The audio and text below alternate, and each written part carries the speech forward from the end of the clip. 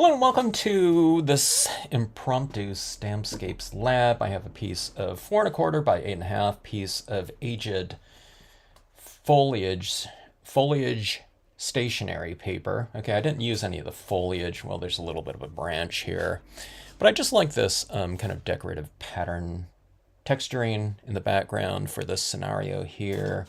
And we have a piece of the printable holographic vinyl sticker paper down below by the same dimension, 4¼ by 8½. A little bit of a different size that I usually go with, but I thought it would work well with this scenario here. Okay, I've pre-stamped out this top scenario up here using some of the tree trunks. This one's an art foamy tree trunk to give it a little bit more scale.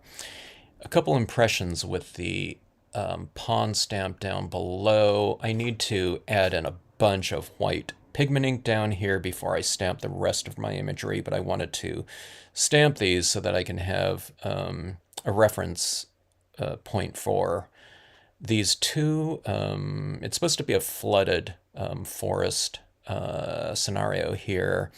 Kind of, well, I don't know, but or just like a couple little ponds here. And those ones will have that holographic kind of glowing reflective look to them, hopefully giving it a little bit of a magical quality in this otherwise darker toned forest. All right, let's get right into it here. I have a lot of toning out to do. That's kind of one of the reasons why I didn't go with like a half page. Otherwise it would have been, you know, an additional, you know, inch down here. So elongated works better in this scenario. Hello, Megan, how are you? All right, let's see. Let's get into this right here. There's no real fast way to apply this. I mean, you know, this white ink really dries on here really fast, okay? So we just have to get right into it. I usually don't do this amount of coverage too. I'm usually just doing this where I'm going to stamp some imagery, but the imagery is going to be stamped all around it, so it's going to be a little bit crazy here. All right, let's see. That's why I pre-stamped a bunch of this stuff out, because there's going to be a little bit of this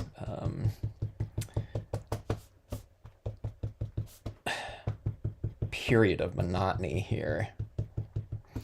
I'm going to leave some of this. I'm going to apply some of this white pigment ink a little bit thinner so that we get some of that holographic effect showing through. Okay, so it'll be a little bit thicker with the white pigment ink, and then some areas will be a little bit more, kind of translucent, I guess. And then we'll have, again, those two areas right in the center there, just kept as is for the most, I don't know, whatever, holographic, metallic, reflective quality. Okay, so anywhere that I place this white pigment ink, it should be noted, I'll be able to apply some colored pencil over that.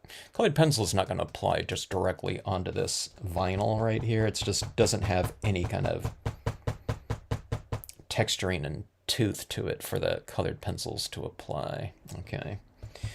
There's other types of things you can probably use on here, like watercolor dye inks.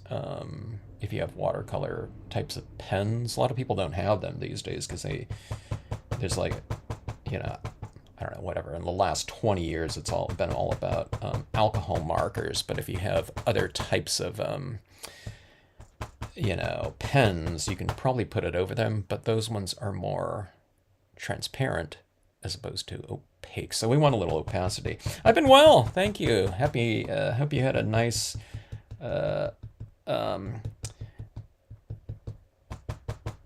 season there, holiday season, and hope you're off to a nice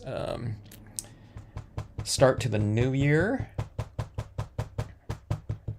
It's always one of those things, huh? Every time the new year comes around, you have to get used to writing the new date I mean, this has been long been happening, but it's like I'm always kind of shocked at what year it really is now.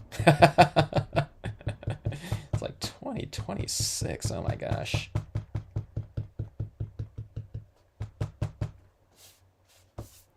Okay, let's see. Sometimes you have to, even when I'm sitting right here, you have to kind of hold this up at a little bit of an angle to see just what you've applied. So you can see there's a little bit of a translucent type of look up there. Okay. And this is a little bit more opaque down here. I think I want to add in a little bit more colored pencil work and texturing down here. I'll add in some additional rocks down here, but we'll have this kind of this hopefully kind of whimsical, magical looking little body of water down below. It's supposed to be like this, the, I don't know, whatever the visual landing spot of the scene, this kind of dark forest and this kind of magical, kind of glowing pond here.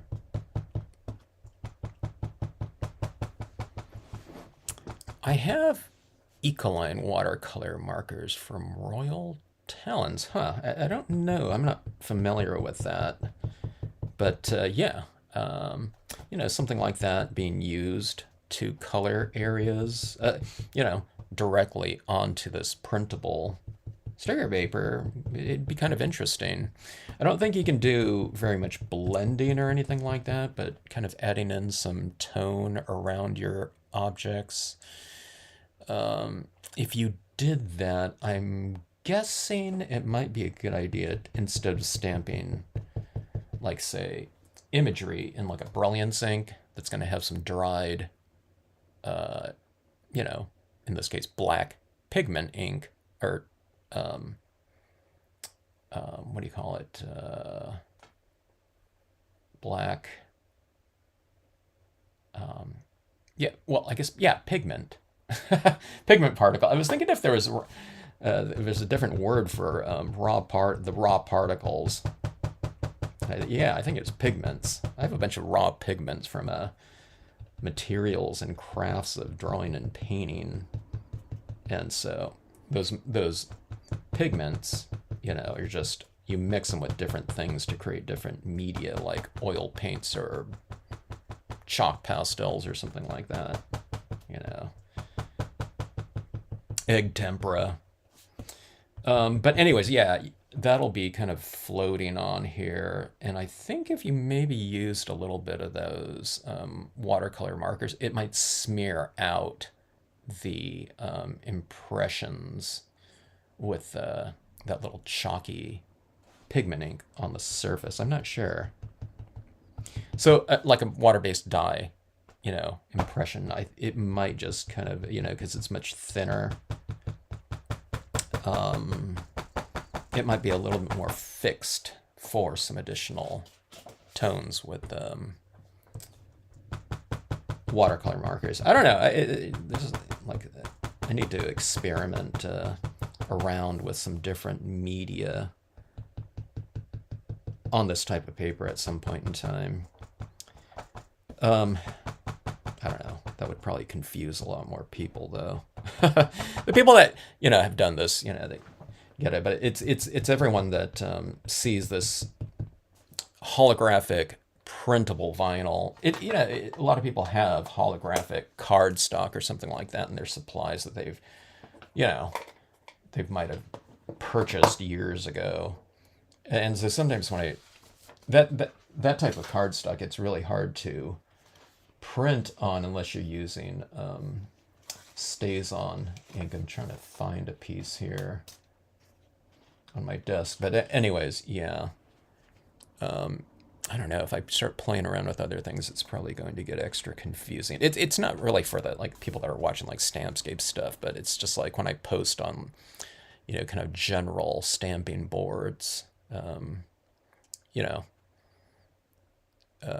we're just seeing a post of something, it can get a little bit confusing. Okay, but that's how it's going to look right there. So that probably provides a pretty cool contrast with this look up here, I'd say. It's a little bit of reflection type of thing going on, but not too much. I can see some things kind of being reflected down in here, but that's kind of basically what I want. Now it's totally light in here right now because it's just a field for, you know, coloring that I'm going to do. But before I do that, we'll stamp in our additional impressions in here, and then we'll get to the coloring of it. Okay, I'm going to put some of these rocks right around the base here. And they're the same ones that I stamped right up here, okay? And I'm not trying to get them to match, but I just want a little bit more of a transitional texture between this holographic piece and the upper area. So what I'll do quite a bit of this right here. Quite a few of these impressions here. Let's go like that.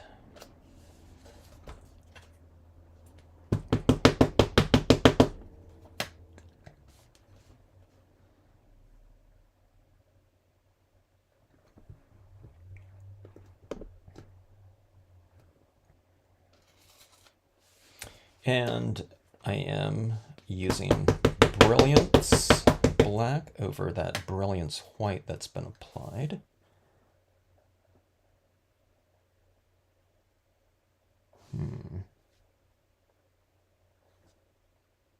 Let's go with this one over here. I don't want to get too monotonous with this one. Hybrid, it should work. Okay, maybe a waterproof ink. Possibly with the waterproof ink, as long as it will adhere to the emulsion coating on this paper right here, because it is made for water-based media to dry on there. So maybe like stays on, and then stays on shouldn't smear with the water-based media. It could work. I don't know. Yeah. All right, we have that. I'll put some more. Yeah, let's get a little bit. Should I push depth a little bit more? Let me see here. Let me get my bearings here. Let me take a look here. Okay, this is what this is looking like right now. Something over here, huh? And then let's go with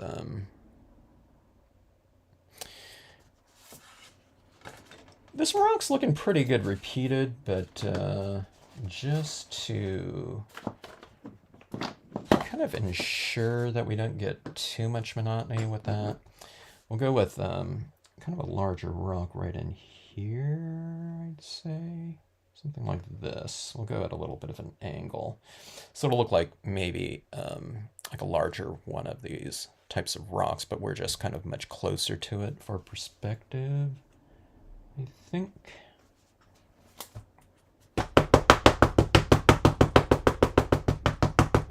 I'm curious to see what we can come up with this year in terms of, I don't know, new combinations of things. Hopefully there's some, you know, pretty dynamic, either new techniques or kind of, I don't know, twists on existing ones that we can come up with. But stuff like that, you know, it's like playing around with, you know, something like this holographic vinyl, you know, because I mean, it's relatively, you know, these types of things are relatively unexplored, like in the stamping community at least. I don't know, I mean, people are probably printing with stuff on it and doing all kinds of things, you know, in their inkjet printers and laser printers, which is what the Surface is really designed for. It's really, designed to go through to print things out on and to, make stickers out of.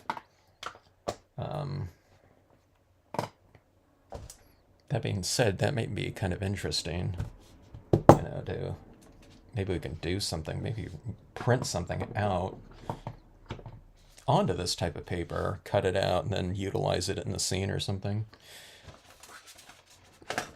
Could be interesting. Okay, so we have some rocks like that, and I'm kind of leaving this open a little bit. I was going to put some more rocks right here, which I think would look okay, but I think let's leave it open a little bit over here, just for a little bit more variation again.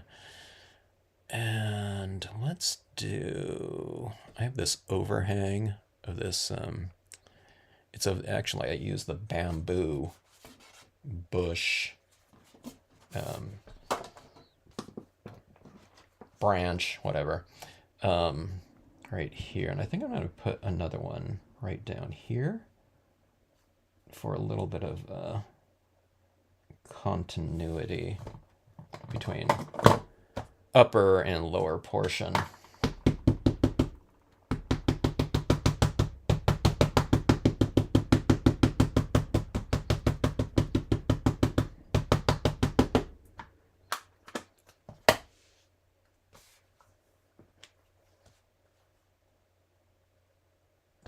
I'm kind of cluttering this composition a little bit because I want it to be like this hidden little kind of magical pool somewhere, that haven't been discovered, so it's not getting kind of zooed out with people. So I want it kind of, this feeling of a little bit of a, I don't know, I don't want it claustrophobic, but I don't know, just a little bit dense with vegetation. So I put like these other trees in the background right in here. I'd usually leave that spot open, just so that a scene can breathe a little bit. And the silhouette around objects is a little bit more clear, but on this one, it's supposed to be this kind of dense area, or a secret, kind of a secret scenario.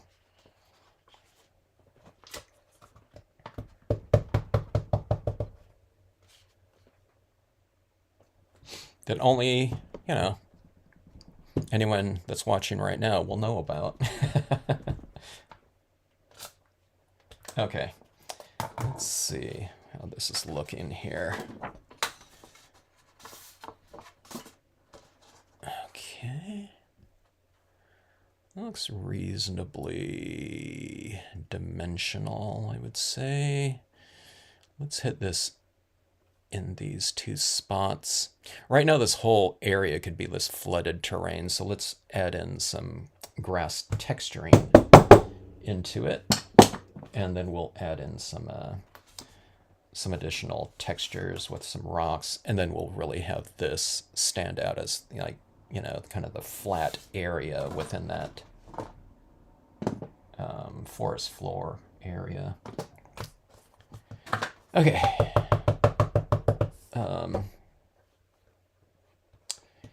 Sedge filler. Okay, I'm wiping off the edges a little bit because when I stamp onto this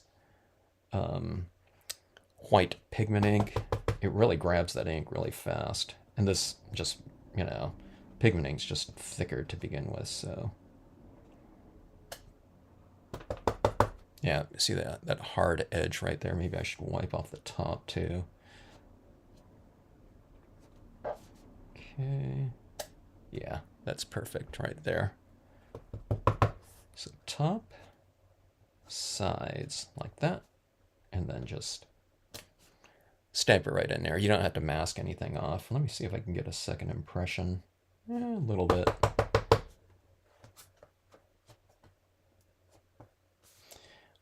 and right here, and you just go right over the top of that. So by wiping that off, I think that allows me to just go right in here, and I don't have to mask off something over here.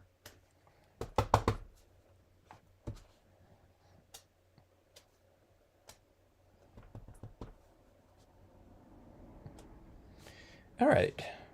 I'm not going to put any over here because that's already, there's already a lot of texture and shape in there. So let's just leave that open.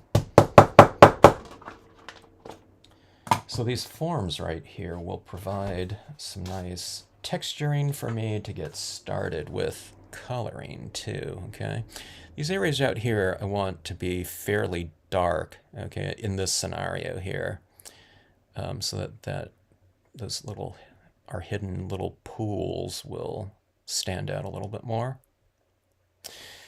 And so that being said, let me finish off with a few more textural impressions for variety in the form of the tiny rocks small.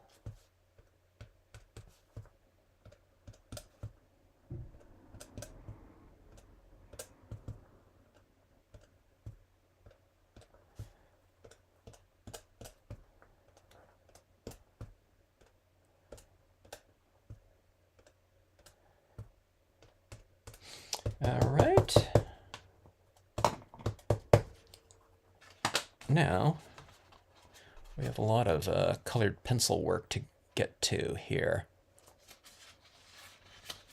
Calypso, how are you?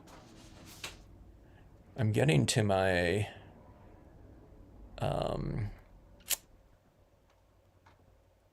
Fountain of Youth scenario here that I was contemplating in the previous covered bridge scenario here. I thought this came out pretty cool looking, but I wanted it kind of darker, and I wanted this area to really stand out a little bit more in a little bit of a darker scenario. So this is the kind of, I don't know, what I was thinking about. I say kind of, we'll see. Okay, here, I needed a little bit more texturing up in here. Okay.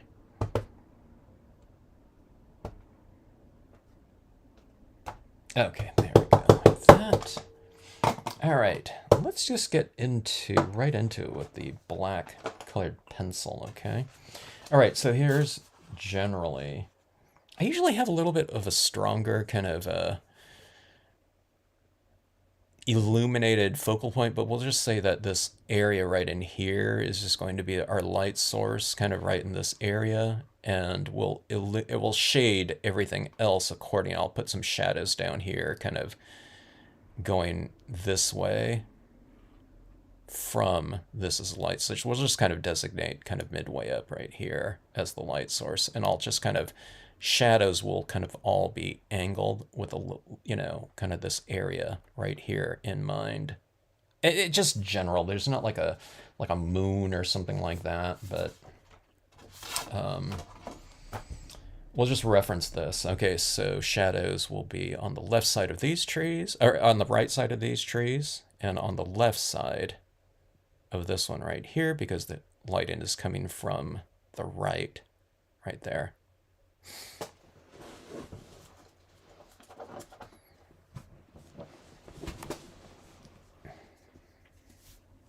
Yeah, isn't that fun, Deb? Just kind of taking advantage of this fold like this can really give, your pieces some nice dimension. It doesn't even have to be two different types of paper, too. It can be the same paper, but you just kind of fold it in the midway point.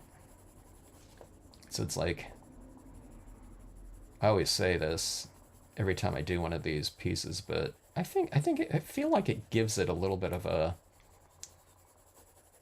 kind of a pseudo diorama feel. It's just so easy to do just by folding your card. Now, naturally, you want kind of the area, within a scenario to be somewhat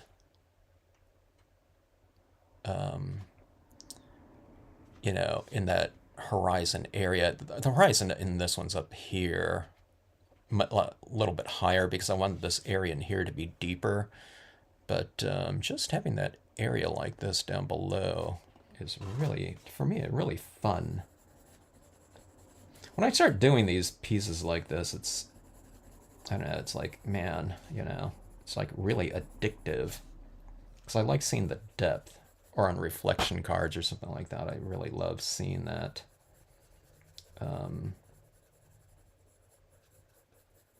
The depth and the three-dimensional kind of look, kind of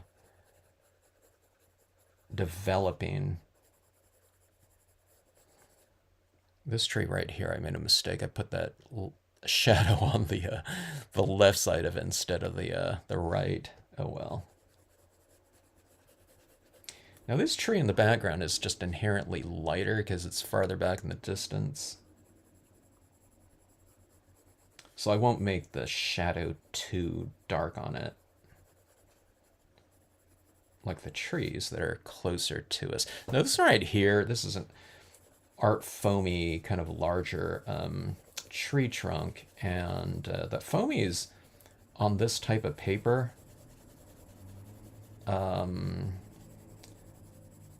Don't give me a really dark impression, but you can always go in and darken it up, like I'm doing right now with my colored pencil.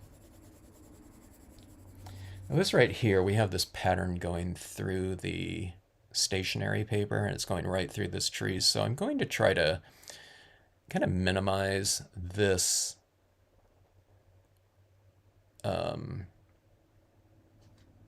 shape within this tree a little bit. So what you do is you just kind of break it up a little bit more. You don't kind of put a shadow all the way across, otherwise you can have this dark band like that. That looks kind of awkward, but you just kind of break it up a little bit and, you know, see it, where that gets you. So right here within the kind of the folds of the trunk, you know, the texturing, I'm just darkening those darkest areas a little bit more and making them darker than that color that's in the paper there. So just kind of break it up a little bit. Then I'll come back in with a little bit of white or something like that, and I'll come into those areas and try to make that a little bit lighter. So making the darker areas a little bit darker, and we'll make the lighter areas a little bit lighter.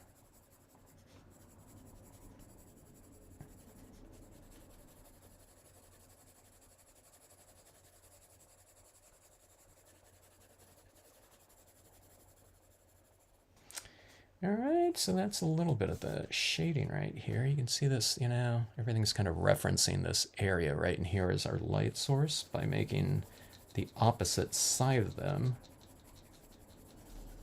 the objects, a little bit darker.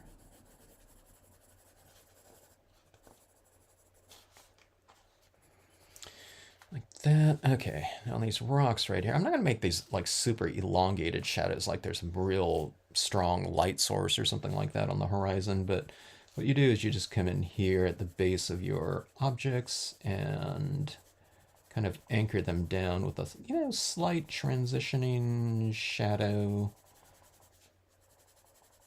So it's a little bit darker, then you, as you move away from it, you know, you just go a little bit lighter like that.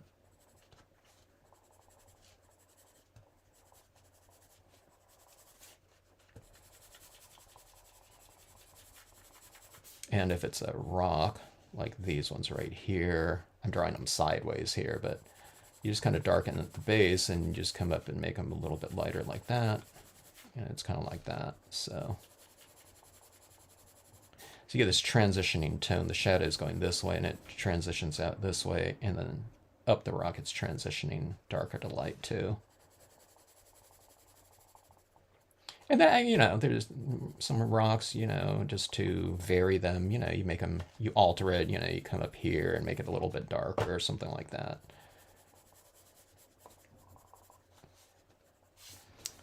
Okay. Let's go a little bit darker over this way.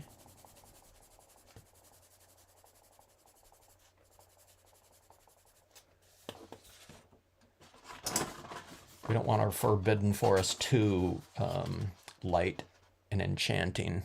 We want the pools to look kind of enchanting. Okay. So anyways, here's the lighting in here. This can go a little bit. That's a little bit too light, I think. Let's go a little bit darker here. I'll hit these objects with more color too. You know, I'll make the shadows, I don't know, whatever, mauve. Have a little bit more tone. Here's our little character right here. We'll put them, anchor them with a little bit of shading like that as well. Okay, so we have that, and let's do this lower portion here. All right, so this like represents like the forest floor, and this is like grassy textures, but I wouldn't do them in like green or something like that. We want to kind of follow the color scheme of the scene. I mean, unless we add in some greenish tones up here too, which, you know, could like look kind of nice in terms of a little bit of variation, but we'll see how that goes. Or how it goes in here with the tone. Okay, so in here, I'm adding this colored pencil, as I was mentioning earlier, on top of the dried Brilliance ink applications.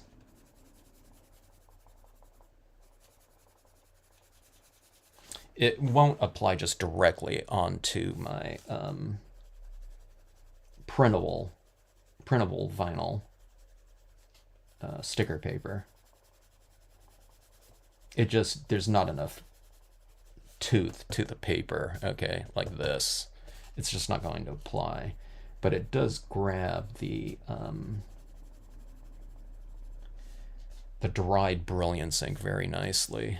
Okay, so anchoring down these rocks in here a little bit, and then going for a little bit of additional texturing in here. I'm kind of following the forms of the grass texture.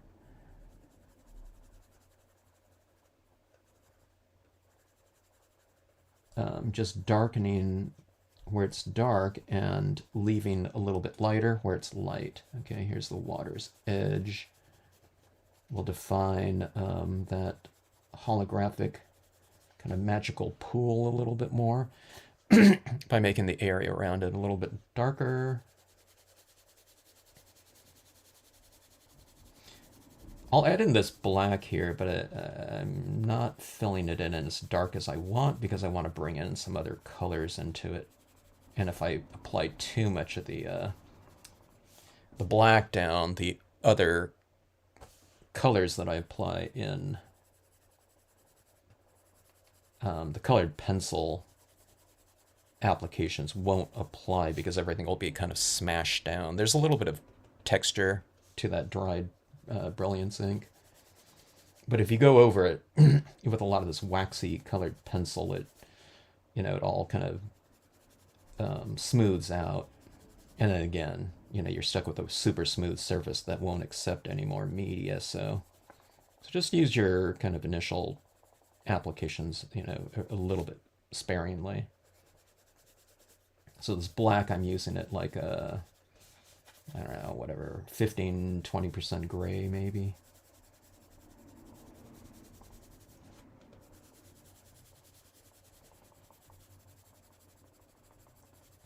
All right, let's get our bearings a little bit. Let's see how the shading is looking right here. We can do like that, you know, start applying this, but you gotta kind of look at it in context and see how it's coming out. You know, it's like, should I leave things a little bit lighter, you know, or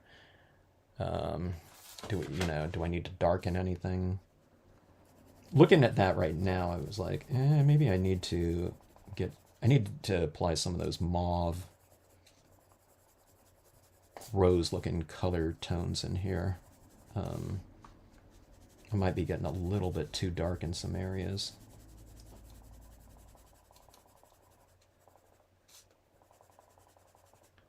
Let's concentrate on the base of our kind of heavier visually weighted objects like these rocks in here.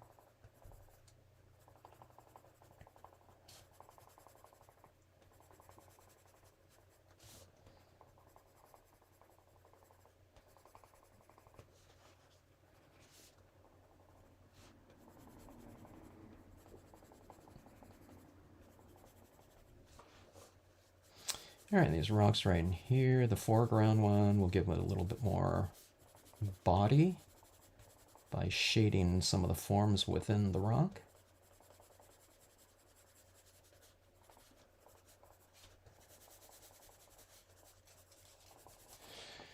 Okay, so hopefully that's adding a little bit of lighting to the piece. Now let's get into some of that color, and hopefully we'll merge, kind of visually merge these two pieces a little bit more. It's kind of a warmer pink, pinkish tone up there, isn't it? So like something like this right here, and this violet right here probably will be the tones that I could use down here. But it's a little bit warmer though. There's a little bit of, or quite a bit warmer, so you know, something like this would be good. Let me see here. Like this one right here, which I use a lot, as you can see. It's like have I ever used this one at all? It's called Flesh. Okay, so let's see. Let me get my bearings right here. So the light is right here, so let's add some of this. I could probably add it wherever, but maybe with like this darker purple, I'll kind of reference my lighting a little bit more. Yeah, that Brilliance White, I used it as fog or something like that in my scenes in the past. I was using more of something like a Hero Arts unicorn white, because those oil-based pigmentings dried a lot slower. But the Brilliance ink I would use, you know, if I wanted something a little bit more opaque. But then I started using it more. I don't know, I got used to it. You know, where I could kind of spread it around really nicely. But that being said, when I came across this holographic printable vinyl sticker paper, and I don't know, it clicked that the Brilliance inks were water-based. It was like that combination, you know, with the printable sticker paper, it was like, man, that is, I don't know. As far as, you know, there's a lot of other media that, you know, if we're just working on cardstocks or something like that, you know, we can use practically anything on those. But to have a metallic cardstock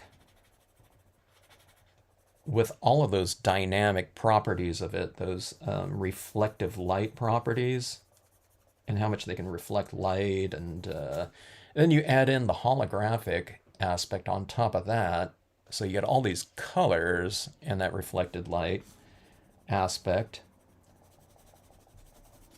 And then you add Brilliance ink into that mix by having the printable versions of those holographic metallic surfaces,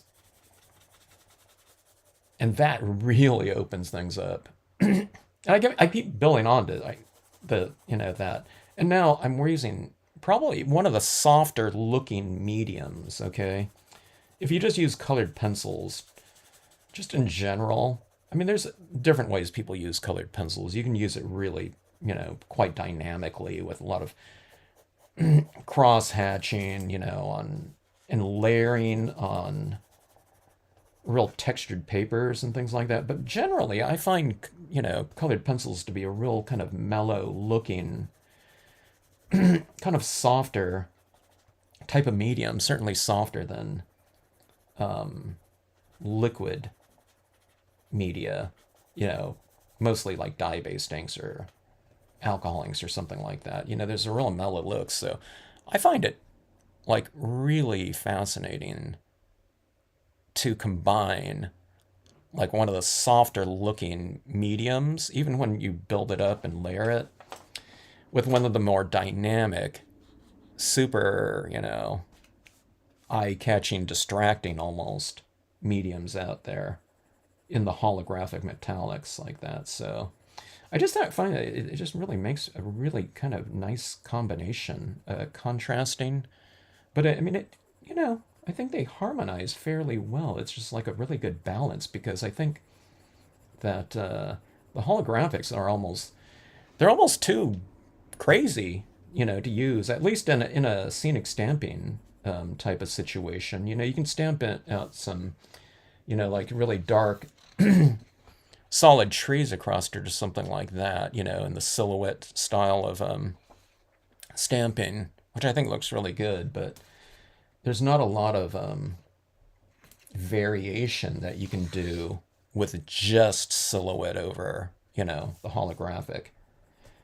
But now suddenly with the Brilliance inks, yeah, it's like you can make it as nuanced as you want with that layer of Brilliance ink on there. All right, so I'm going in with this pink now. I should use a little bit more than I probably am. I'm finding this this is blush now. This pencil right here is kind of hard. It's harder than a lot of my other Prismacolor pencils out of the same set. Sorry.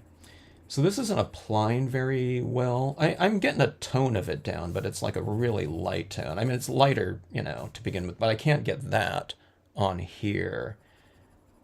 It's just not textural enough. So we'll switch off, I'll just move on to my next color. And these two are probably a little bit softer. Do you ever offer private tutor? I do. Yeah. I used to do it via the what's that program that you call video, that video chat or whatever meeting program? Zoom. I used to do it via Zoom. But I haven't been doing that for a while, so I discontinued that subscription. But if anyone wanted to do it,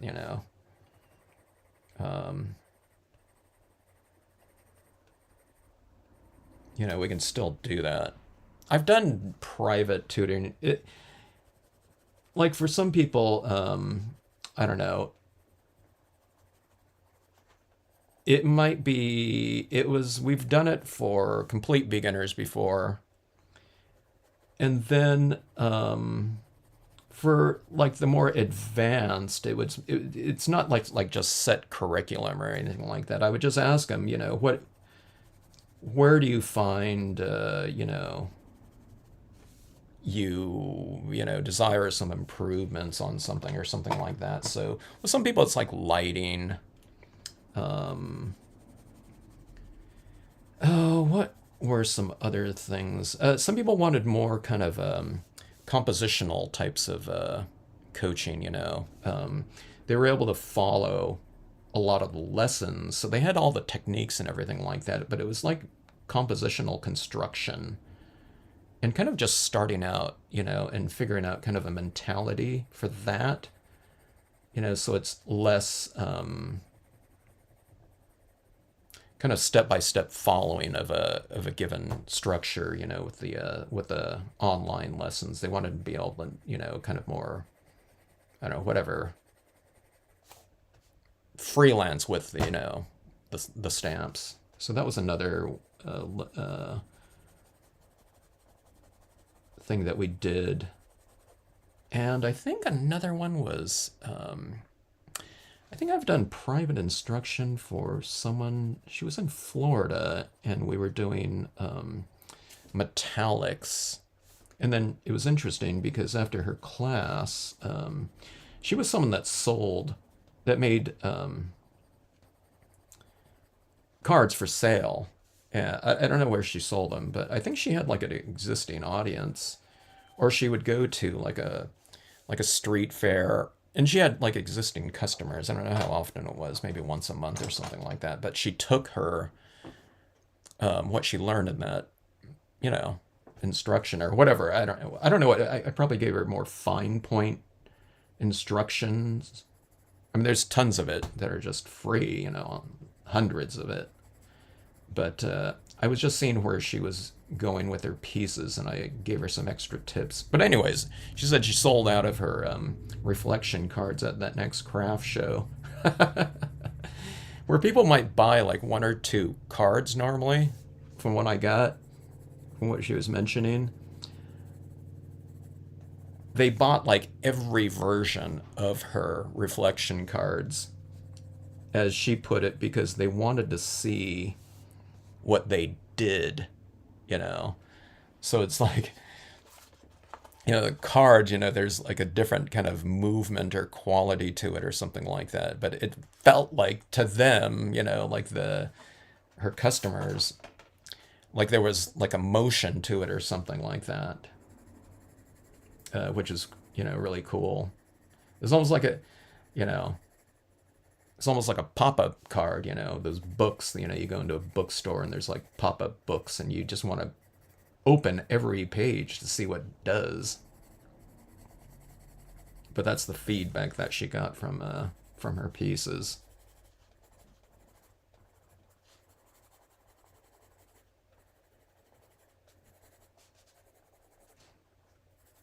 All right, so I'm adding in that purple in there. See, I'm kind of adding that purple into these shaded areas like that. We need to go a lot darker with the black. But we just wanted to get a little bit of some of this extra tone in here so that the shadow areas are a little bit more interesting. I don't want to get too heavy-handed with this purple yet, but on this piece, which I'm usually not so used to doing, is I'm not used to going so dark in some areas. But in this scenario, I wanted it to go pretty dark again because I want it to look like a mystic kind of hidden, I don't know, scenario in here. So see those little pools are standing out a little bit more, and this is kind of fun, you know, when someone opens their piece like this. You know, I always say that kind of that little kind of a moment like that makes it, you know, extra fun for the recipient of your cards like that. Okay, so I want to go a little bit. We have this taller tree right in here. I think what I need to do is I really need to darken the four corners of this piece. This piece right now, it's really open looking and it feels really cluttered, okay? So here's a little tip right here. You know, if you're getting, if there's a lot of just kind of like super busy areas within a piece, okay, you don't have to necessarily do stuff where that busy area is, but what you do is you just contrast it a little bit with more, whatever, calmer areas, or, you know, just where there's less kind of whatever textural variation going on. And you can do that really easy too. You just kind of put a little bit of a vignette around the whole thing. So it's the same in here, but it's just not the same from edge to edge, okay? Now on this piece right here, I'm using Brilliance ink, but you know, you can do a colored pencil over here a little bit more. I just don't think I can get very dark with the colored pencil or very even, so I'm gonna do this with this right here. If it's a piece of white cardstock and I'm doing dye-based inks, I'd be doing this with a dye-based ink application instead. Okay, but see that little shadow area right in there? Like that. And then you can come in, I'm going to do it Here's some rocks right here. I'll put a little bit of shading at the base of the rock. And you just kind of close off a little bit this area out here. It's what, it's what they do in like photography, like portrait photography. You just kind of darken out the perimeter around someone. So it's either done in, they usually have a backdrop that has that inherently in there, or these days they just do it in post-production. All right, so let's make it a little bit darker around here. See, and this kind of darker edge like that, doesn't it make that area right in here kind of like stand out a little bit more? It makes the lighter areas stand out more in proportion to how dark you make this. So you make that a 10% darker, and then the lighter areas within here seem 10% lighter by contrast. All right, so here's a cluster of rocks in here. And we'll come in here like that and add in some additional tone. Don't re-ink this too often if it's really wet. Use that kind of that 5%, 10% version of it.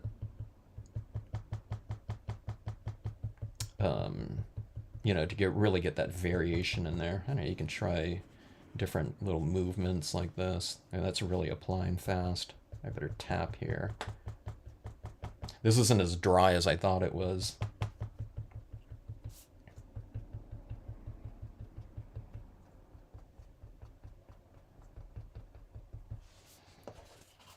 Okay, so see that right there? It's kind of closing off a little bit. Or, and thus containing the lower composition.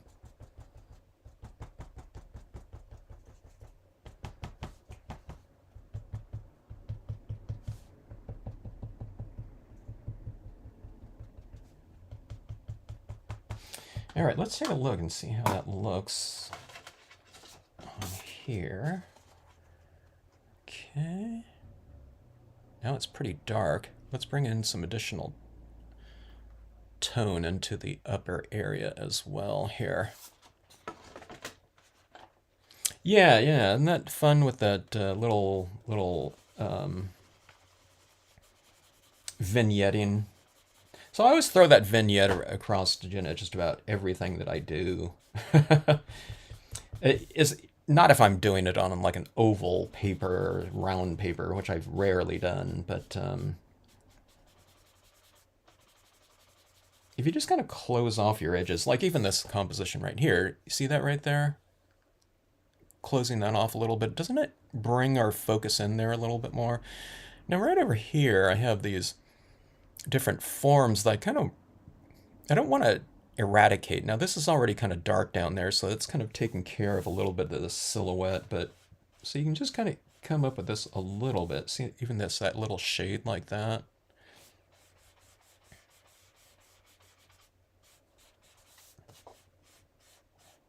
So it's like a little 5% version of this right here, but let's see if that helps the composition a little bit. Now I'm using the same ink right here, but it's applying onto this paper differently than the white Brilliance ink right down here. So just, change up your application method if you need to.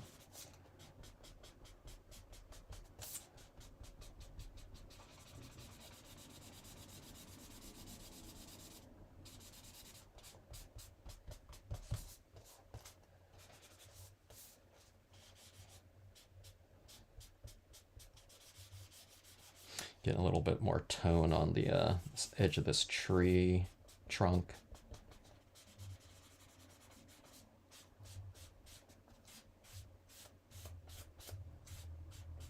I'll put a little bit coming across here, and it'll kind of lower my light source.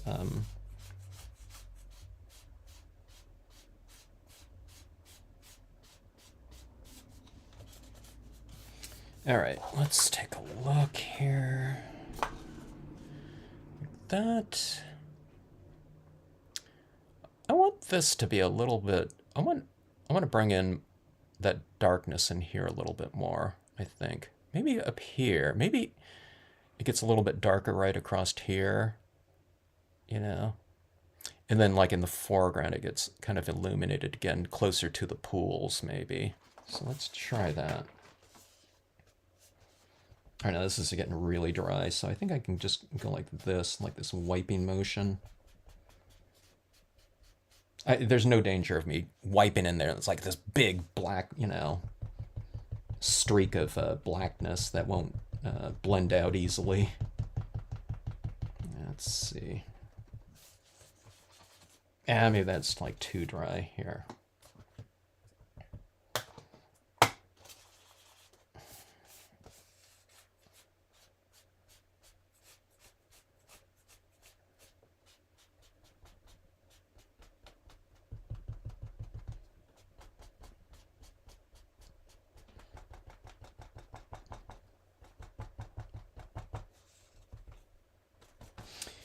Okay, let's see.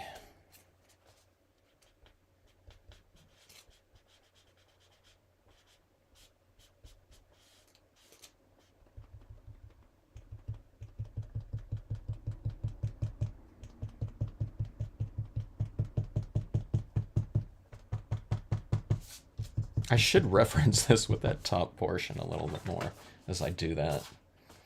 Let's see.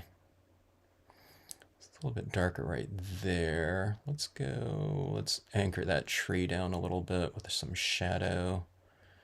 As I go a little bit darker, I'm trying to balance it off with, you know, what's kind of up here. All right, let's see.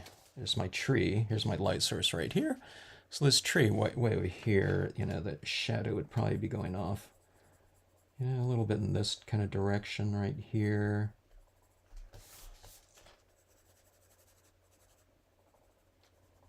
About like that. But then let's bring in some extra shading on the forest floor area. About like that.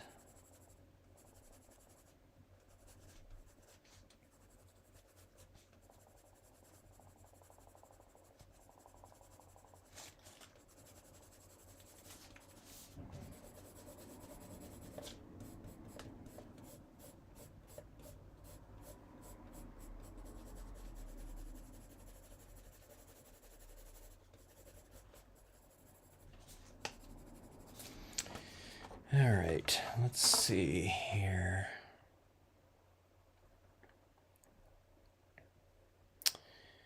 All right. This black watercolor pencil works really well. It's really soft. So on a piece that's no longer very textured, it still applies fairly well. Now, I'm not going to use it for the water pencil qualities by wetting some of this. I don't know, that might be kind of interesting to try out one day, but I'm just using it as like a colored pencil. Okay, I want to go a little bit deeper with some of my shadows, so if my shadow at the base of a rock is like that, I'm adding a little bit more value to it, making it darker, a darker value.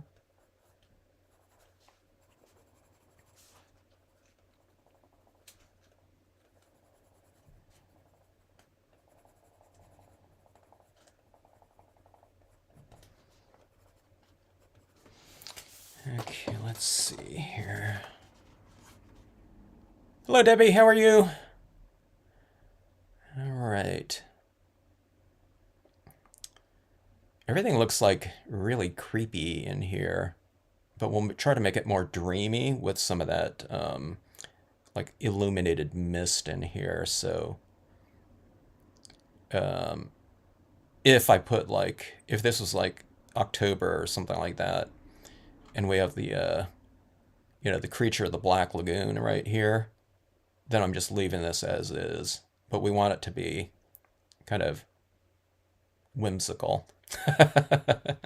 Which I guess the, you know, creature of the Black Lagoon would be still, but I want it to be more charming. Okay, I'm looking at this right here. I want a little bit more of a, let's put a little bit more of this bush right here.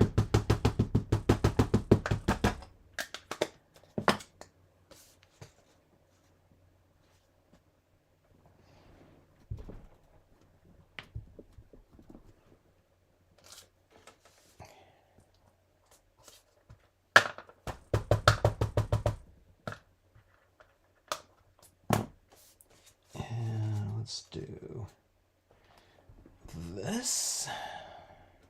Just using a little tip of it right there. So just kind of carrying this out a little bit more for a little bit more depth.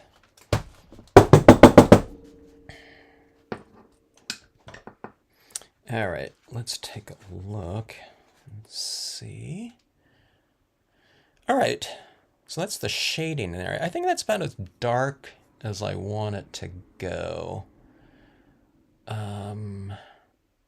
It'd be nice if I can get a little bit more of that, kind of that magenta color in there. Let me try this right here. I think this color right here, what is this? Purple. So that purple is kind of like that tone right there. I just want some hints of that in here in a couple areas. Just for a little bit of additional, or I don't know about additional, but stronger continuity with that top scene. You gotta kind of make some relationships between the, the two different surfaces. Now, if it's the same surface, we don't have to worry about it, but these two surfaces are so different. Okay, this is really good right here because this purple happens to be a really soft,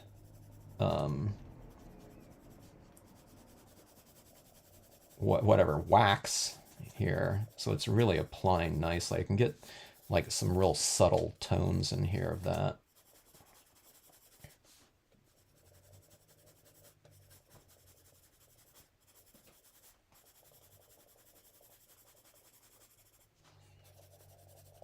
Get them into the rocks right here. It's kind of a monochromatic, type of scenario.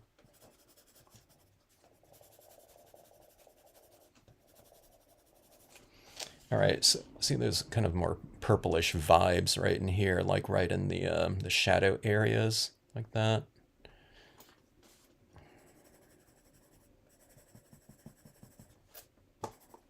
And then that's what we see kind of in these areas, like right around in here. There's some those purple tones like that. All right, yeah, that's a little bit of a stronger connection, I would say. I don't have like a tone like that. I don't know, that's like sepia, but if we have like a couple of those, that would be cool too. But I think that's enough. All right, let's get into some lighting in here, and then we'll see if we can finish it off with some white pigment ink. All right, so as we established in here, this is on a piece, this top portion is stamped on a piece of the aged foliage, floral foliage, I think, paper. Just using a portion of it without any of that foliage. It's like the top portion, or whatever, left or right, the way, depending on how you use that paper. But there was inherent lighting in here, like all this in here, these tones, like right in here in the background and that texture, that's in the paper. So it kind of, this is the lightest area. So the shadows on the opposite sides of the trees facing the lighting are all darkened. So we're going to go in and see if we can lighten up a little bit some of the illuminated side of the tree. Okay, trees. Now this one right here, this tree trunk trio, it already inherently has kind of a darker side to it. So it's not as open as some of the other trees where you can kind of illuminate one side or another. Okay, here's this one area where this texture is running through here.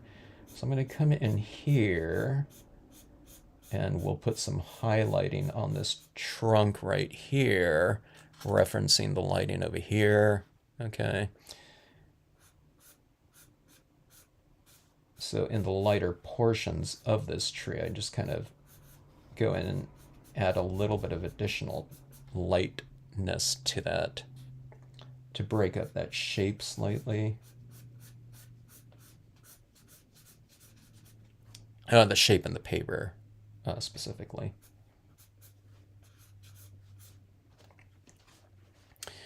All right, and then on the forest floor, we'll add in a little bit of extra lighting. I don't need to do too much here.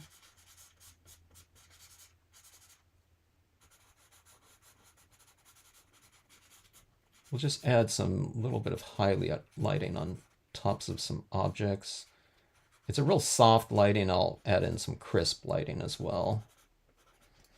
Like that. Something like that, I guess.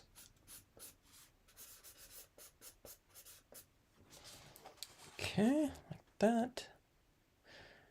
And now let's add some... I'm wondering if I can add some of this. No, I was wondering if I could add it to some of that Brilliance ink white down here. Actually, even if it did apply, I guess I wouldn't want that though, because I don't want to have to spray seal this with anything. All right. Those were some really soft applications of lighting. Let's add in some crisper applications of lighting with our white paint pen.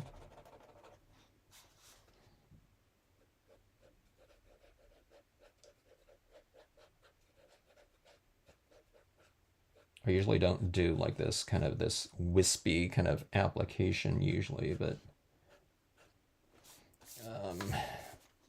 I might be able to get a little bit more subtlety doing this.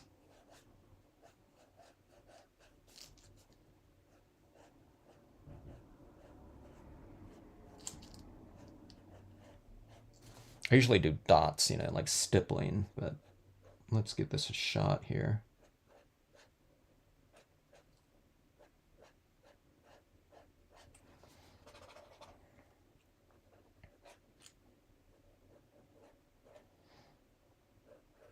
The tree trunks right here are real dark on the left side of it, but you can put a little bit of highlight anyway with a pen like this. This pen's really translucent right now. I should probably shake it up for a little bit more opacity, but it's working pretty good for me because it's giving me kind of a lighter application of that white than a really opaque one.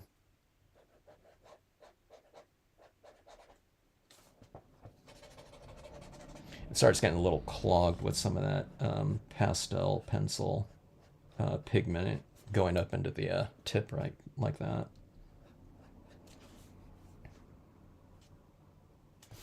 All right, on some of these rocks.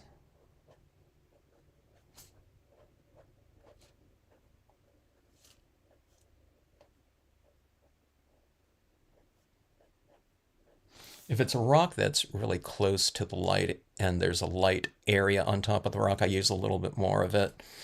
But like these rocks over here that are farther away from the light source, you just kind of add a, you know, a little bit less maybe of a highlight.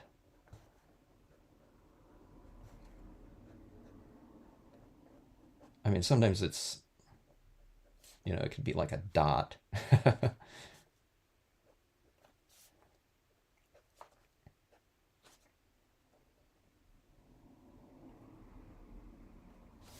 All right, but see, it kind of starts bringing out some of these forms in here a little bit more. Let's do a little bit of, put a little bit of shimmer maybe on the forest floor in that illuminated area, like that. It'll get mellowed out a little bit with some pigment ink that I'll apply over the top of it too. So if this looks a little bit harsh, there's another layer coming right over the top of it. Okay, but see this kind of the shimmery lighting like that. Let's add a little bit over here too. If it's like this little character, I don't know, kind of going around looking for the, boy, look at that right there, isn't that fun? It's this character looking for the these little pools like this, you know, it's like a little bit of a illuminated pathway down to our whatever discovery destination for that character. Okay, so these little touches that you put on tops of the rocks like that with this pen, that will look really good to do on these as well. So even though this is really reflective and illuminated at certain angles, especially like these rocks up here, they still benefit from you know, this type of highlighting in here. And if you do it on one thing and look at it, it can often look kind of weird. You know, it's like, hey, that really stands out in there. You know, it doesn't look like it belongs in terms of a shape or lighting. You have to kind of add it to other objects within that area, or, you know, even across the entire card.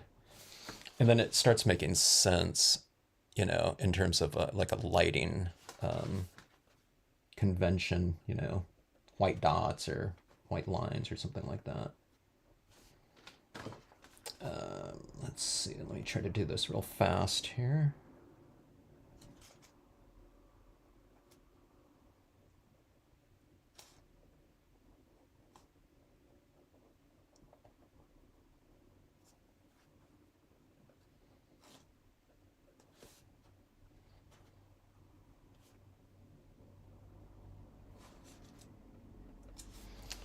All right, so it's on top of a lot of these rocks in here.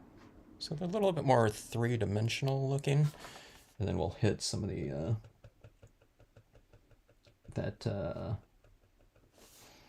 highlighted grassy looking texture like in the upper portion.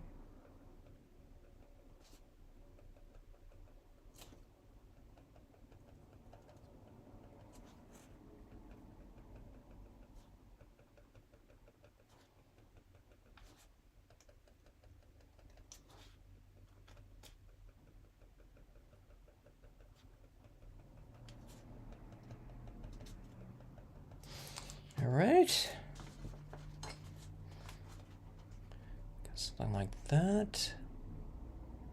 So a little bit more in common, I don't know, whatever, tonally, texturally, lighting wise, like that. And then let's hit it now with some white pigment ink. I think that should do it. All right, not that one. Go with the white pigment ink here.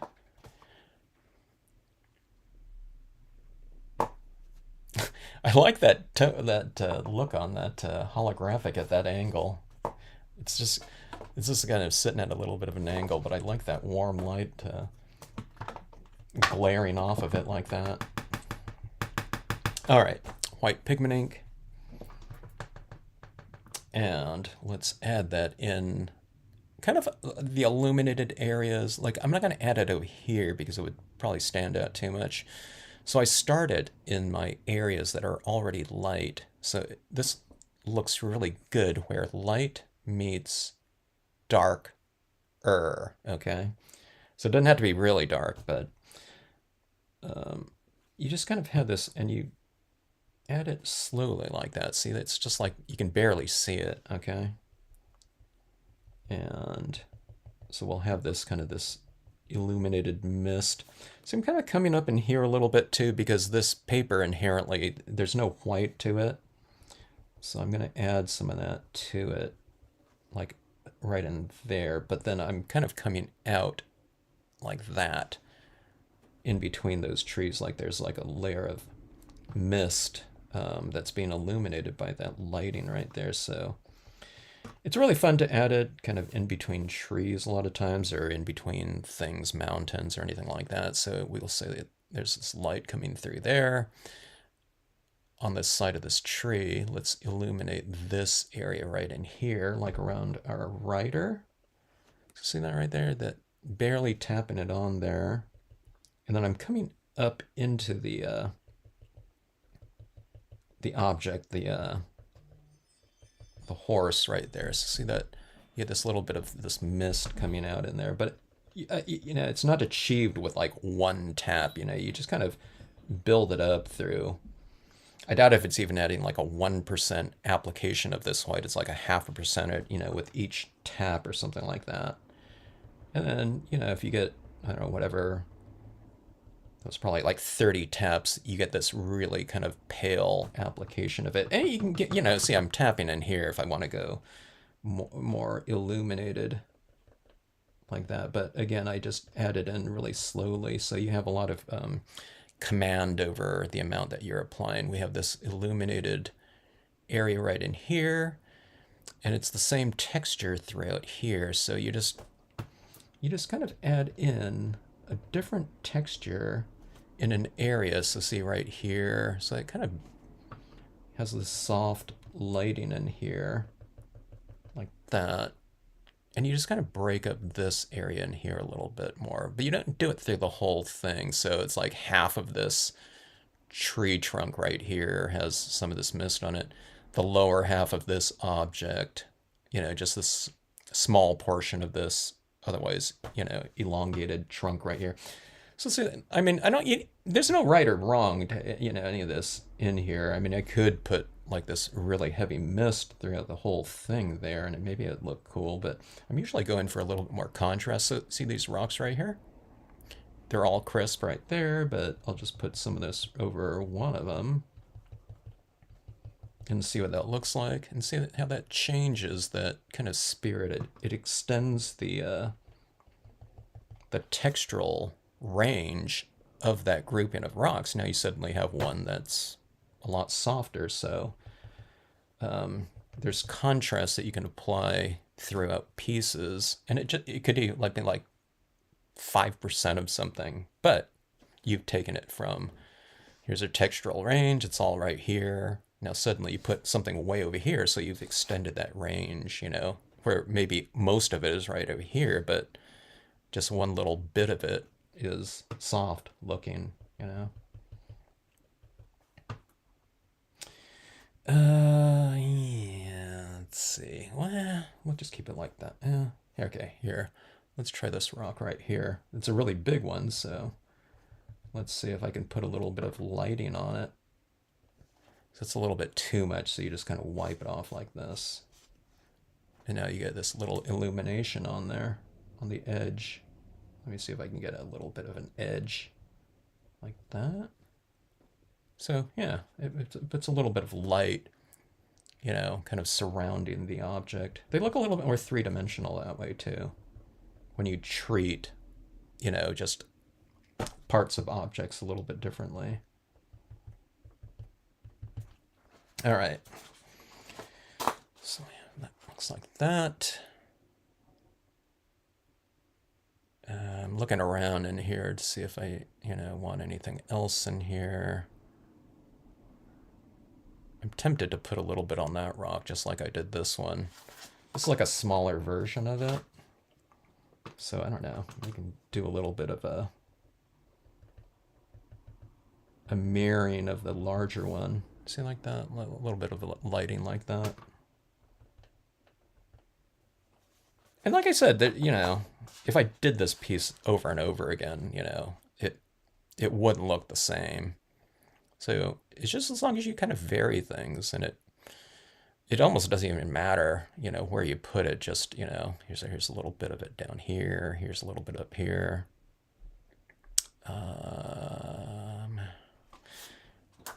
Let's take it to this lower portion here. All right, now here, this gets a little bit, when you apply this, it grabs, you know, this printable vinyl sticker paper grabs the ink a little bit faster. So maybe if you haven't done this before, you know, really take a lot of it off. So I'm going to add some right around this rock right here. So I tapped that 15 times, and you can just barely see a little bit of that white pigment ink applying there, okay? Now maybe you do it faster. This is just kind of make an example kind of a methodical process right here. But see that, how that's a little bit different right there?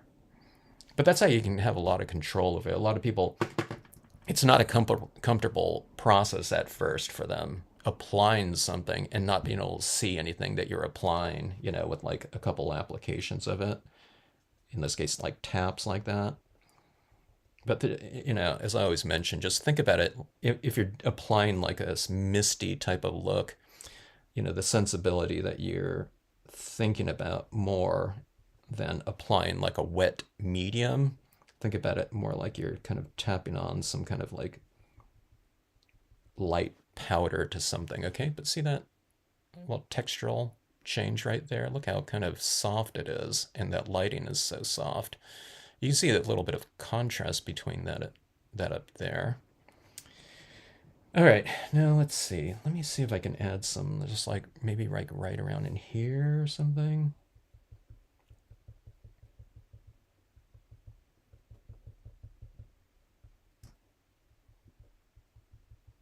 "100% cotton balls," okay. Unless someone else can make the more synthetic types of whatever synthetic cotton balls work. I couldn't make it work. I tried. They're really soft, but they don't absorb moisture, so I wasn't applying enough moisture to the surface. And it took forever. It was like a really awkward process. Okay, so I applied some right here. You can't really see too much of it. Let's go up here.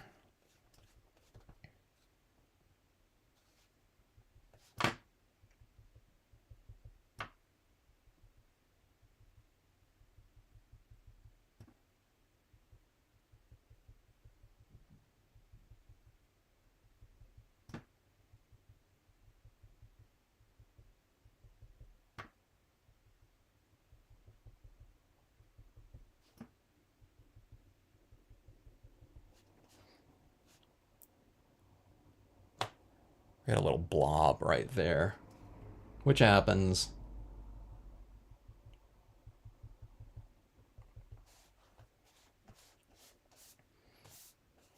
By the way, when I'm explaining all these things too, um, applying too much of something, um, it happens to me all the time. You know, splatter painting, you know, I don't know, too much white pen highlighting, stuff like that. Just because the process is fun, so I don't know. I don't really sweat it. It's not something where it's like, oh my god, you know, I just like, you know, I added 20 dots too many, it ruined the piece or something like that. But sometimes it just looks a little bit busy or something like that. But you can usually come in and do something. You can add more. Too busy, you add a little bit more white pigment ink. Too soft looking with too much pigment ink. You know, go in with your white pen again or something like that and add some crispness, crisp applications of something. Okay, I'm going to come in here like this and add a little bit of a mist rising from the grassy area. And I'm doing it with the torn edge of the paper towel. Okay.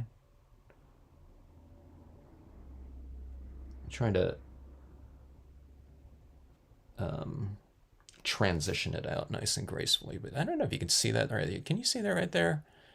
It goes from like a little bit crisp to a little bit more foggy. I don't know if you can see that texture in there. Let's do that again. I think that looks pretty good. But see, like right in here, that's a little bit harsh, you know, for this setting. I want this setting to look kind of dreamy.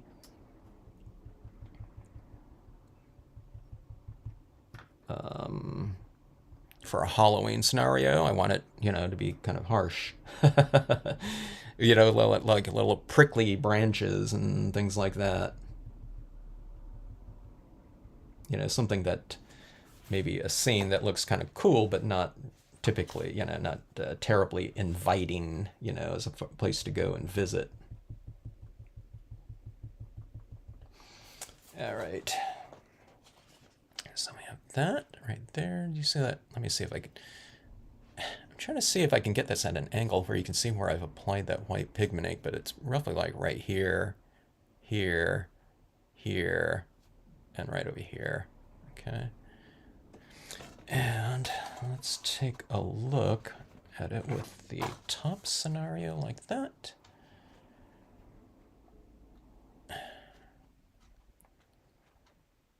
Okay. These will get glued into this card base. And, hopefully that makes for a dynamic presentation, for someone.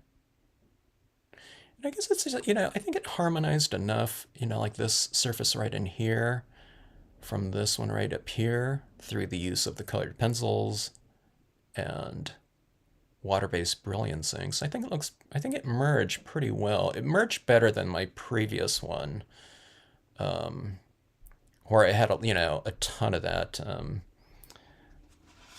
base showing right here. You know what I mean? It looks different, in terms of a format. Like, maybe I should bring in some of that texturing, like, right in here. I could still do that by applying some, white pigment ink over that area. But, yeah, just kind of more of this area filled in really unifies those two very different types of surfaces really nicely, like that. So, and hopefully, this piece for you, as it's doing for me, looks quite different in terms of this little area down here. I really like those colors like that in that scenario. It just makes for a kind of a cool kind of a, kind of prisma, kind of a look of light in there. As opposed to just doing it on a white piece of paper, which I think this scenario would look good too, but just this adds in that little extra touch that's pretty significant visually. Okay, let's do this too. Here's a really good, easy way to add in some visual interest into some other areas of your card. Okay, so it's like this area right in here, okay? It just, it's a nothing area. And in dark scenarios, you can kind of add in these little illuminated areas, elements. Hero Arts Unicorn or Brilliance Moonlight White. Hero Arts is an oil-based pigment ink, slower drying, and Brilliance is a water-based pigment ink. So they can be used similarly on a piece of white cardstock or just most cardstocks, or they can be as different as possible on the water-based printable vinyl cardstocks. Okay, and it's because the printable vinyl cardstocks are designed for water-based media, so they'll you're putting them in a scenario that's like vastly different in terms of a surface. Okay, like I said, a lot of times, like I said, they can be used. A lot of things can be used really similarly, but then on your unconventional types of surfaces, such as metallics, you'd be like, well, do you like a VersaFine Clair black or a StazOn black? You know what I mean? Everyone pretty much knows, okay, those are really different, but you can use those on a piece of white cardstock really similarly. But on, papers that need it, you really need that StazOn solvent-based ink for a lot of different scenarios with the Okay, I'm adding these little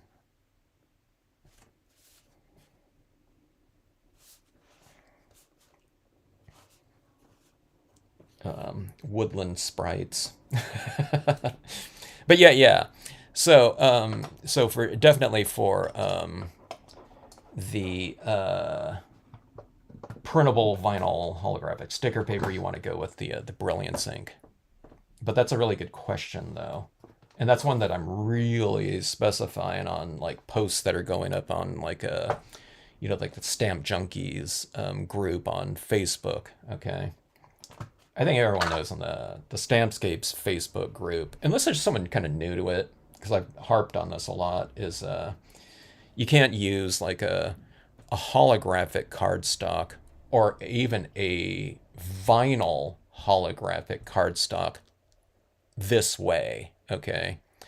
It has to be the printable type to get all these tones in here and shading and all that stuff with the Brilliance inks.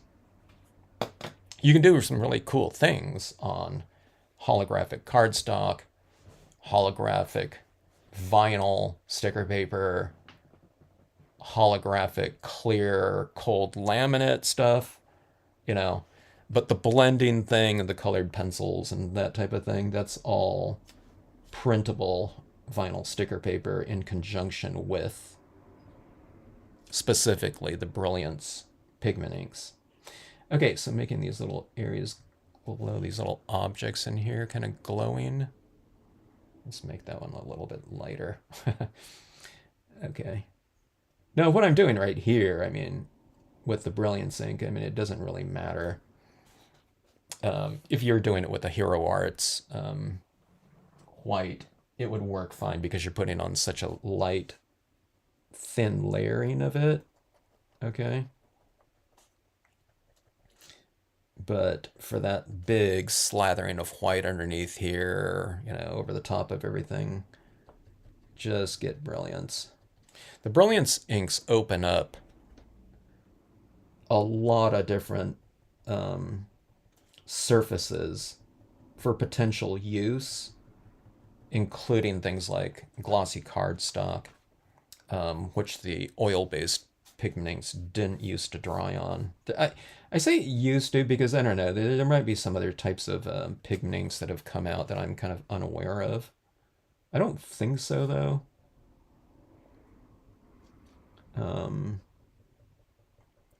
But you can pretty much use Brilliance ink white the way you would use unicorn, okay? But unicorn can't necessarily be used the way that Brilliance, inks. I have both, though, because I heard that the Brilliance, the Hero Arts white was more opaque than a lot of the previous versions of white pigment inks, like the Color Box Frost White, which I used for years. But then everyone know I used that. So when I went back to this one store in Washington, it's like when I got there, it's like, oh yeah, Kevin, you got to get the unicorn white.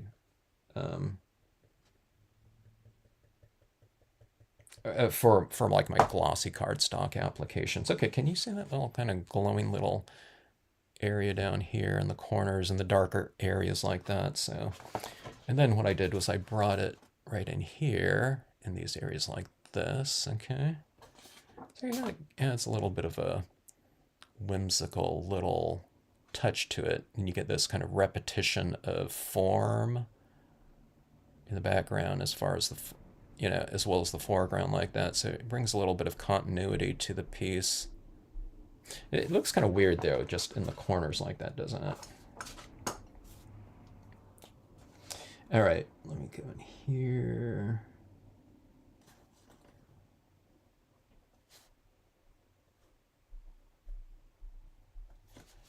See these little things like right in here.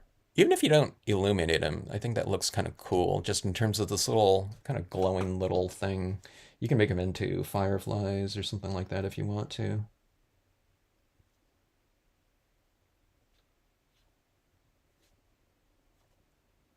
Sometimes I add a little bit more of a glow around ones that are a little bit closer, and then I might just put a tiny little dot on ones that are farther back in the distance.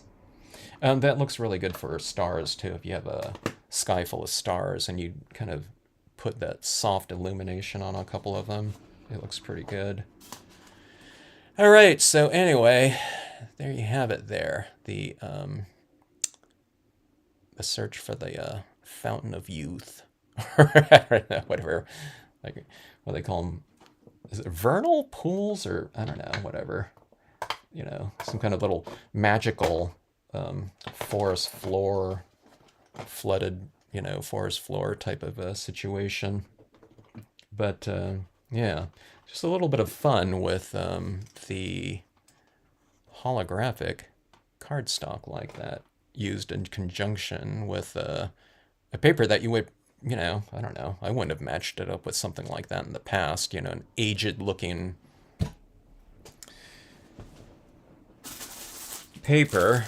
So let me see here. Let me see if I could find that one real fast. If I could find it fast, I'll show you. I'm not even sure which pack that came out of.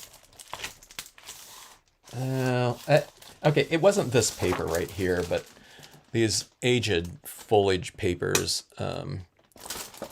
you know, on the back side of them, they're ruled on one side and then they on the other side. So I basically use like you know, this portion of it off one of these types right here for that background in there, and that really saved me time from having to tone in a bunch of things in that background right there, and it gave me some pretty cool atmospheric types of looks, and it established my lighting too, so I didn't have to do that over an entire piece of white cardstock. So you could, and it would give you more, I don't know, kind of variation. Let me see here. Okay, then that's pretty much, I'm looking at my screen here, and as far as my screen goes, that's pretty much what I see here. Sometimes I have to compensate the exposure on my camera because this area down here is reflecting so much light sometimes. Like on this one, you know, like the other night, it was really glaring back up into my camera, so I adjusted the exposure. But this is pretty much what I see in person right here.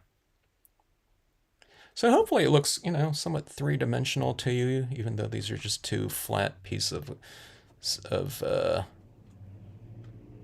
surfaces, media here. And if anyone ever gives this a try here, just use, you know, the compatible media. Mostly with this lower section, you can pretty much use any type of media up top here on this type of stationery paper. It's a matte stationery paper, so, you know, it's designed for anything.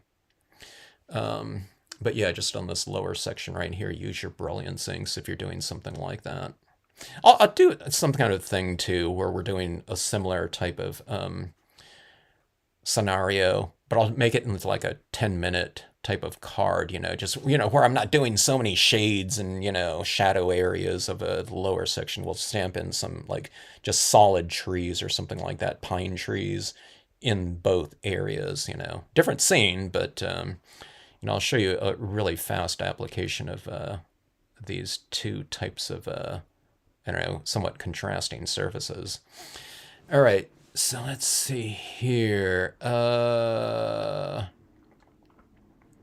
Okay, Calypso Soul is looking for deep opacity. Okay, so if you're looking for deep opacity, and if you're using the, I don't think you're just referring to just the printable vinyl sticker paper. But you can get a really good opacity with Brilliance inks on this, okay? But I completely know what you mean in terms of opacity. I like having it everything from pretty much transparent practically, the entire range of translucency to opacity, okay?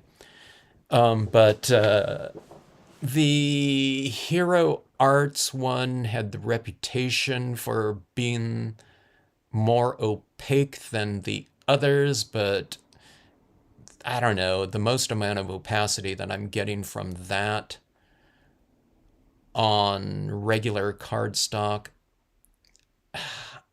in terms of, I'm talking about white over dark, you know, it's probably the most is like 50% or something like that. Now, if you're stamping it on, if you're stamping imagery or something like that, light over dark, you can probably get, you know, a higher degree of opacity just because you're using so much more of a thick application of that ink. Like I stamp like the Brilliance ink on top of metallics and it looks 90%, you know, opaque, I would say. But yeah, your colors though, I don't know, you know, your color, it depends if you're layering, I guess, you know, or not. So, yeah. I don't know if you have any questions, drop me an email or something like that.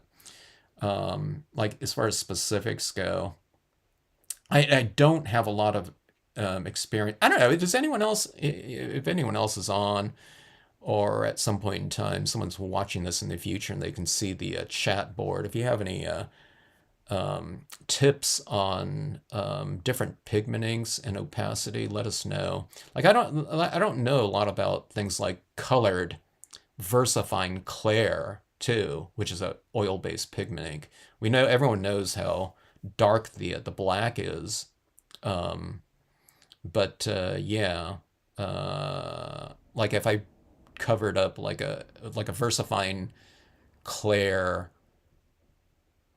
or some kind of color on a piece of paper. If I stamp with the VersaFine Clair dark brown, if there even is a dark brown, I don't even know what colors are there out there. How opaque would that be, or would it show? You know, would it be really transparent or not? I don't know. I'm looking at my. Speaking of that, I totally forgot about this. I wanted to go a little bit more of a tone like this on here. Let's do something too.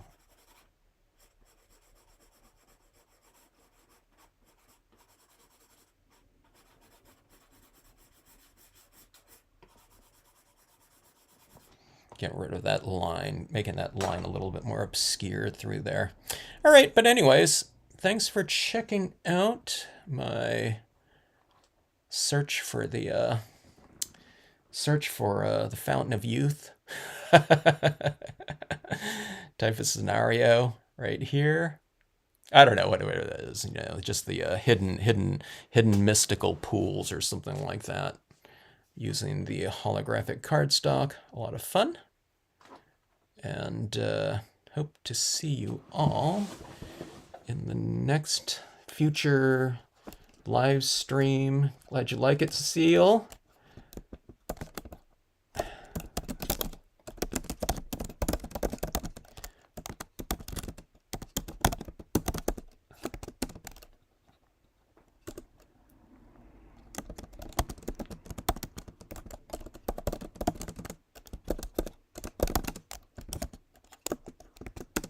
Hope to see you on the next live. What day is it today? Oh my God, today's Thursday already. Can't believe tomorrow's Friday. It goes too fast. All right, everyone. Hope you have a great rest of evening. Okay, wait, here. The black Yupo is synthetic plastic. Okay. Wait a minute. I thought Yupo was paper, though. We're going to here. Let's see. Is Yupo an ink now? Or is there a Yupo brand of ink? Are you referring to that Yupo paper, right? That everyone was using for alcohol inks? All right. I don't know. I'll have to take a look at that the black Yupo though. I'll have to take a look. I was only aware of like one type of Yupo paper, but maybe it comes in a bunch of different tones or something like that now. All right, I'll have to check that out after this vid. All right, thanks everyone.